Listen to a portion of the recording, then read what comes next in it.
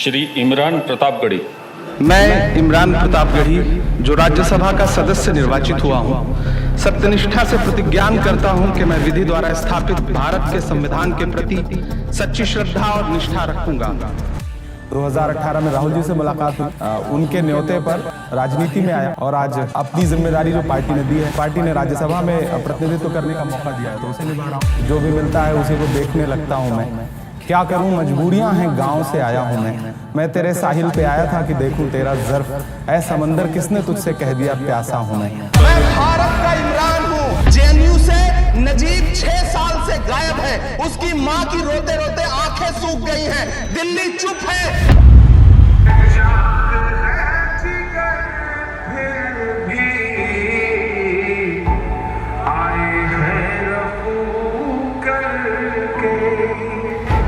जाएंगे हकीकत से तुमको रूबरू कर। मौत के नाम का खौफ देता है क्यों, मौत जिस रोज आएगी मर जाए। एक सूत्र है उसका, नफरत छोड़ो भारत जोड़ो। इसमें बुरा क्या है? जब भारत जुड़ने की बात आती है तो बुरा क्यों लगने लगता है? बीजेपी जैसी इतनी बड़ी पार्टी से कैसे लड़ेगी कांग्रेस? आप जब इतनी बड़ी कहती हैं तो इतनी पे इतना जोर क्यों देते हैं? कितनी बड़ी? 1231 विधायक उनके हैं, 700 कुछ विधायक हमारे, इतनी भी बड़ी नहीं है ना। मोदी युग जब से शुरू हुआ है लगातार ग्राफ गिरा नहीं है। मोदी युग क्या? युग या तो सतयुग होता है, या तो द्वापर होता है, या तो कलयुग होता है, या तो त्रेता होता है। मोदी युग क्या है? चट्टान बने हम होंगे खड़े, जो भी आंधी का रास्ता है हम उस रास्ते पर निकले हैं जो कि गांधी का रास्ता है। आंधियों को जरा खबर कर दो, शेर वापस पलट गया। मैं सदन से ये पूछना चाहता हूँ कि यहाँ सत्र चल रहा है सभापति महोदय, और इसी संसद से महज 800 मीटर की दूरी पर जंतर मंतर पर खड़े होकर के कार्यक्रम आयोजित होता है, और एक व्यक्ति वहां खड़ा होकर के सीधे आह्वान करता है कि ईसाइयों और मुसलमानों को काटना कब शुरू करोगे? सीधे आह्वान करता है। दिल्ली पुलिस उस पर कोई कार्रवाई नहीं करती, उल्टा जो मीडिया उसको दिखाने का प्रयास करती है उनको नोटिस भेजा जाता है। ये कौन सा सबका साथ सबका विकास है सभापति महोदय? क्या आप सोच सकते हैं कि ट्रेन में आरपीएफ का एक जवान ढूंढ करके, चिन्हित करके, कपड़े देख करके, नाम देख करके गोली मारता है, और इस देश का रेल मंत्री एक ट्वीट तक करना जरूरी नहीं समझता, देश का प्रधानमंत्री एक शब्द बोलना नहीं चाहता, तो इस घटना से ट्रेन में सफर करने वाले हजारों लाखों मुसलमानों की मना स्थिति पे क्या असर पड़ा होगा? मुझे प्रधानमंत्री जी से बहुत भावुकता के साथ ये बात कहनी है। ये बात कहते हुए मेरे रोंगटे खड़े। आप कभी सोचते हैं कि इस देश का मुसलमान क्या सोचता होगा जब आप हर दिन उससे देशभक्ति का सबूत मांगते हैं? पिछले दिनों लाल किले से प्रधानमंत्री जी की, लाल किले की प्राचीर से वो भाषण, उनकी वो तकरीर भी सुन रहा था, जब वो कह रहे थे कि महिलाओं को बिना हक दिलाए देश आगे नहीं बढ़ सकता। जब वो लाल किले की प्राचीर से ये बात बोल रहे थे तो उस भाषण के महज 2.5-3 घंटे बाद उनके गृह राज्य गुजरात में बिल्किस बानो के आरोपी रिहा किए जा रहे थे। उसी दिन उन्हें माला पहनाया जा रहा था, उनका सम्मान किया जा रहा था। ये कौन सा सबका साथ सबका विकास है? ओलंपिक लाने वाली बेटियां, पद्म पुरस्कारों से सम्मानित बेटियां घसीटी गई। देखा आपने, हमने भी आपने देखा। सिर्फ भारत के लिए नहीं, दुनिया के लिए वो बहुत ही शर्मनाक तस्वीर थी कि एक हुजूम निर्वस्त्र करके महिलाओं को जो है वो मणिपुर में घुमा रहा है। हम चीखते रहे, चिल्लाते रहे, प्रधानमंत्री जी एक शब्द बोलने के लिए नहीं आए। मैं तो उनसे कहना चाहता हूँ कि तुमने नफरत का जो बाजार सजाया हुआ है, तू ये कहता है मुसलमान पराया हुआ है, आजा दिल चीर के दिखलाऊं वतन का नक्शा, मेरा भारत मेरी सांसों में समाया हुआ है। पर्दे पे आका एक धमाका, सब अदब से झुकने लगे। मोहब्बत कौन करता है, सियासत कौन करता है, मुझे मालूम है मेरी हिफाजत कौन करता है, मुझे मालूम है मेरी हिफाजत कौन करता है। और हम ही ने लाज रखी है बुजुर्गों की यहाँ, वरना सभी टुकड़ों पे पलते हैं, बगावत कौन करता है। तन्हा मर्दाना वो शेर जो गुर्राए, उसे देख जमाना कांपे और थर्राए। अफसाना कोई एक ही हो पाए, जब नायक चले दिल इनकलाब में ढले। जब देश में नफरतें सर चढ़ करके बोल रहे रही थी, वो लोकतंत्र को बचाने की बात कर रहे हैं। अरे भाजपाइयों, माफी तो आपको मांगनी चाहिए। 15 लाख के झूठे जुमले के लिए माफी मांगो, बढ़ती हुई महंगाई के लिए माफी मांगो, अच्छे दिन के झूठे वादों के लिए माफी मांगो, लोकतंत्र को कुचलने के लिए माफी मांगो, हिंदू को मुसलमान से लड़ाने के लिए माफी मांगो, सिख को ईसाई से लड़ाने के लिए माफी मांगो। माफी तो तुम मांगो। हमारी आंखों में आज भी जामिया की लाइब्रेरी में भरी गई आंसू गैस की जलन मौजूद है। हमारी आंख में आज भी हैदराबाद विश्वविद्यालय के बाहर खुले छत के नीचे सोए हुए रोहित वेमुला की आखिरी तस्वीर मौजूद है। हमारे कानों में आज भी अलीगढ़ यूनिवर्सिटी के कैंपस में पुलिस के राइफल के कुंदों से तोड़े गए दरवाजों की चीखें मौजूद हैं।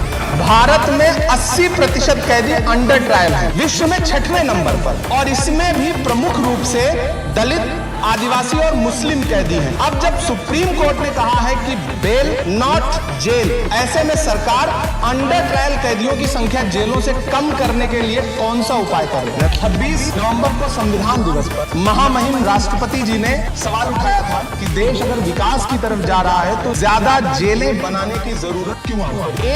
1031 कैदी हैं जो सजा पूरी कर चुके हैं, लेकिन जुर्माने की रकम न अदा कर पाने की वजह से जेलों के अंदर है। तो मैं माननीय मंत्री जी से पूछना चाहता हूं कि भारत की एक बेटी, गर्भवती महिला बिल्किस का गैंग रेप और उसके परिवार के 7 लोगों की जघन्य हत्या, उनके कैदियों को रिहाई, क्या यह मैटर ऑफ स्टेट है कि गृह मंत्रालय भी इस पर ध्यान देगा या नहीं देगा? हिंदुस्तान वालों, फिर उसके बाद शहर में नाचेगा हू का शोर, फिर उसके बाद शहर में नाचेगा हू का शोर। मैं आखिरी सदा हूं, मुझे मार दीजिए।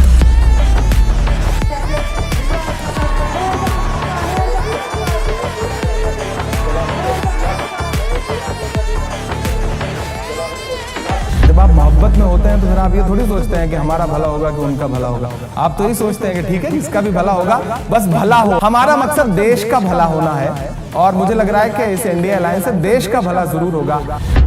1923 में महज 35 साल में भारतीय राष्ट्रीय कांग्रेस के अध्यक्ष बनने वाले मौलाना अबुल कलाम आजाद साहब कभी कहा करते थे कि दुनिया में ठोकरें उन्हीं को लगती हैं जो चलते हैं, जो पांव तोड़कर बैठ जाते हैं उन्हें कभी ठोकर नहीं लगती है।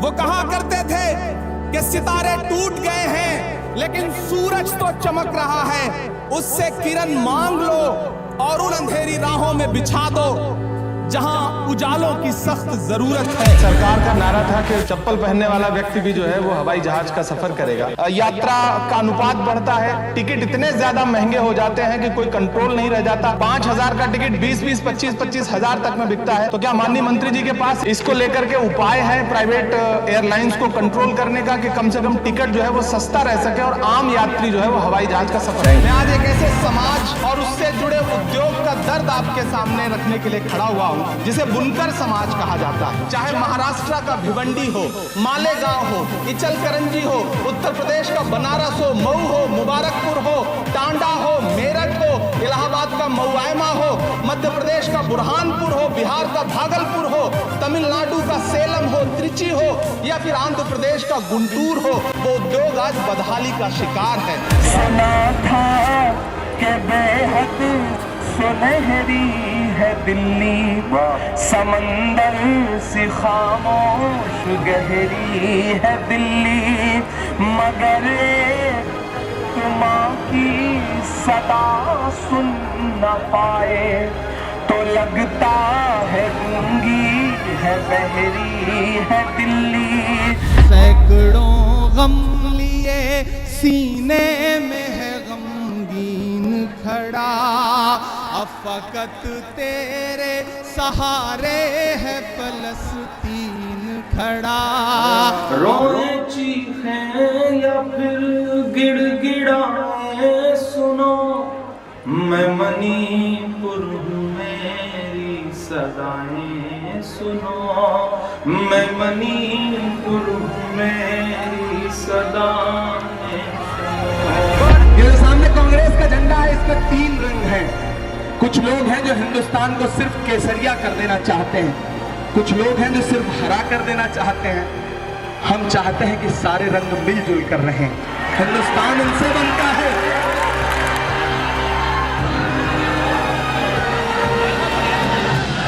जिस दिन तुम्हारे लिए किसी मसले पे लड़ने की जरूरत होगी ना, दुनिया की बड़ी से बड़ी कुर्सी भी छोड़ दूंगा, तुम्हारे साथ खड़ा नजर आऊंगा।